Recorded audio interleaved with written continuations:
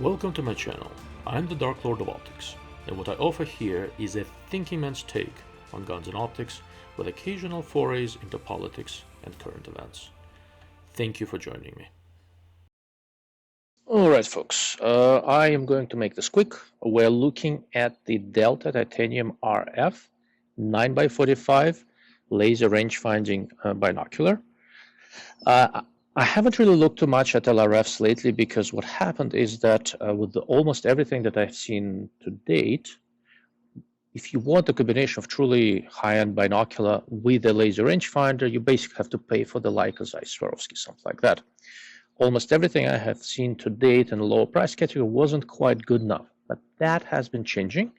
I started using for my personal use, I use the Vortex Fury 5000 binoculars quite a bit. It's a decent binocular, has some flaws, optics could be better, integrates with my watch with a few other things which I like. And I started looking at others, and one of them is this Delta. I'll put up a quick spec sheet, but fundamentally 9x45 binocular, slightly oddball configuration, but it does give me that 5mm exit pupil that I like with binoculars. Nice click stop eye cups. There are a couple of positions, so it works well for me. The laser rangefinder integration is fairly unobtrusive. There are no bumps, nothing. The battery goes inside the focuser knob. There are two buttons. The button on the right does the ranging. The button on the left is a setup button. The laser rangefinder is not the most feature-rich things, but as I use stuff that's very feature-rich, I find there are really only a couple of things I absolutely need. Everything else is sometimes nice to have, sometimes I really don't care. I'll talk about these things in some other time. It does what I really need. What I really need is a distance and the angle, or the equivalent horizontal distance. I'm a shooter for the shooting purposes. That is really, really necessary for me. Another thing that I found really important is that the brightness of the display for the laser rangefinding function is, is really, really on the brightest level. I can see it on the brightest day. It is really excellent, but if you go into the settings menu, you can also change the brightness. So the brightest level is too bright for daytime. The lowest level is not bright enough for daytime. I can adjust, and adjustment is very, very simple. To get into the setup menu, the setup button on the left, and it's different from the other button with the way the tactile feel works, so you don't need to look at anything. It's very easy to do by touch, and I can easily change the brightness and a couple of really core settings. Otherwise, it looks just absolutely regular binocular. It's very easy to hold. The rubber coating looks to be of high quality. I've been using this for some months in a variety of fairly adverse conditions. No issues built in.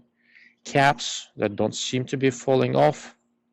I had one fall off in the very beginning when I just first opened the binocular. I reinserted it in. I have not had any issues since, so that's so far so good. It comes with the usual strap and all that sort of stuff. I don't use any of those things. I found for my use in the field, the best carrier I've seen to date is the one from Marsupial Gear. It has this magnetic closure, a few other pockets. Fits very securely on my shoulders. When I'm out hiking, I don't want anything dangling off of my neck. They send me the binoculars. These things I have to buy, so and I joyfully do so. It's not cheap, but it makes a ton of difference for me.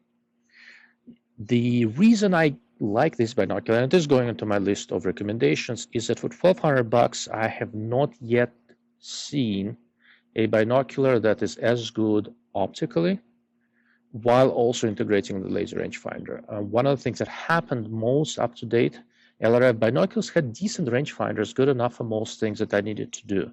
But the sacrifice in optical quality was too significant for me to accept. And this one, as a single device, if you don't want to pay the money for the Leicas of this world and all that, is good enough. It's not as good as a Leica. There are people out there who say, oh yeah, if you buy my $1,000 thing, it's as good as a $3,000 Leica or Zeiss or Swarovski. It's not. But it is good enough to my eyes, and I am a pretty picky guy. Low light is good. This is one of the ways. 45mm slightly larger objectives helps compensate for that. Every laser rangefinding binocular has a display in one of the barrels. In this case, it's a right barrel, and you can focus the display. And that display will rob you of some very measurable amount of light transmission. So the fact that Delta went ahead and did a slightly more unusual configuration instead of a very common 10 by 42, and it's only slightly bigger. Let me, so compared to a 10 by 42, the 9 by 45 is very, very, very slightly bigger, but it is a little bit bigger. Because it went with a 9 by 45 configuration, it maintained a large exit pupil and allowed the binocular to bring in just a little bit more light. So you are compensating to some degree for the light transmission differences due to the display. And overall, using this binocular in a variety of lighting conditions, I used it at night. I looked at some bright objects, tried to understand the stray light performance and all that. It is quite good. Field of view is respectable. It's not class leading, but given the price, it would be perfectly respectable even without a laser rangefinder. Given that there is also LRF, integration, the field of view I think is 6.7 degrees. Yeah, 6.7 degrees. The only other 9 by 45 binocular I can think of offhand, I'll think and see if I come up with anything else, is the Maven 9 by 45. And the Maven is wide, I think it's 7 degrees. So the only other binocular that's also 9 by 45 I can think of is Maven, but that does not have a laser rangefinder, and it's slightly wider field of view. I think that was Japanese. This one is made in China, as far as Japanese made. LRF binoculars for the money.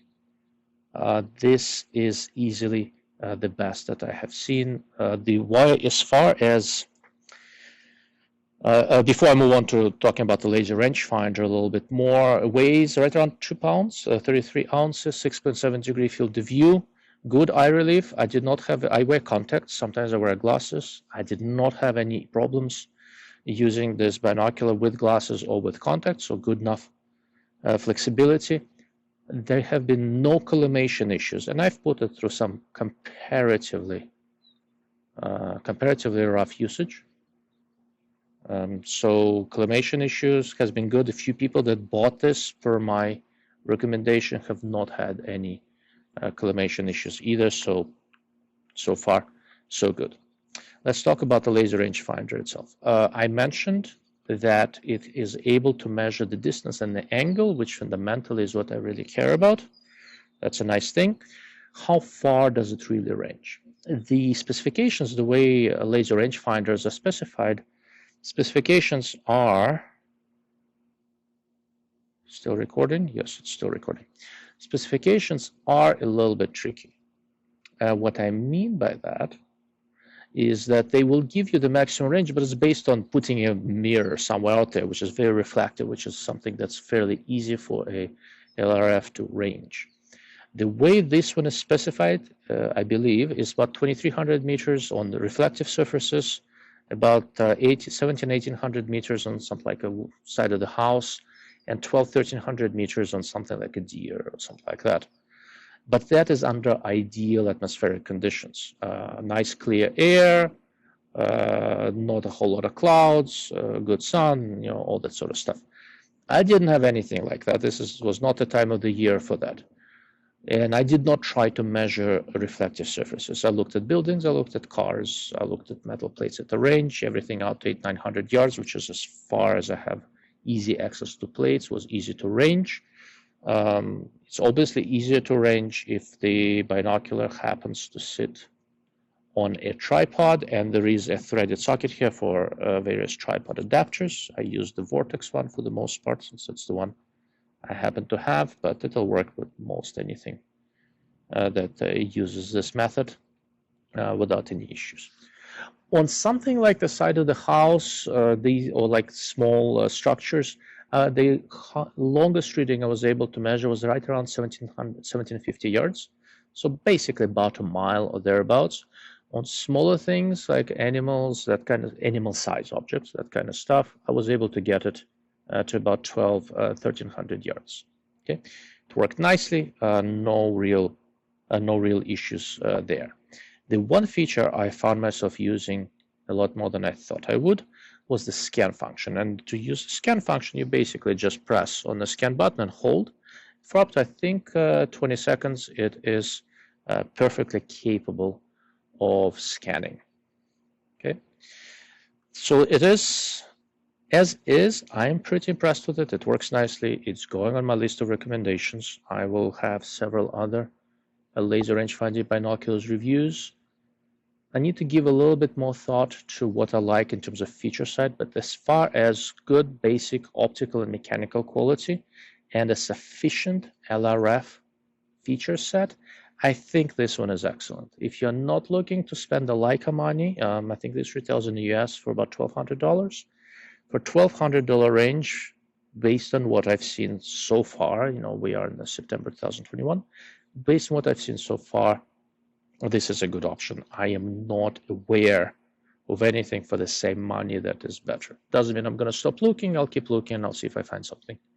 But this one, I like what I see so far, not least because of very clean mechanical optical integration and the fact that the 9x45 configuration, I think, offers some interesting advantages over the more common 10x42 and 8x42. It's a little bit more magnification than 8, so you have a little bit better aiming precision, a little bit able to see a little bit better, but less than 10, which gives you a little bit more exit pupil. It is an interesting compromise. I don't think there are any other 9x45 LRFs, and I kind of like what I'm seeing with this guy. Thank you for watching. Thank you for listening. If you have any questions, please ask in the comments, or you can contact me through my website, darklordofoptics.com. Thank you.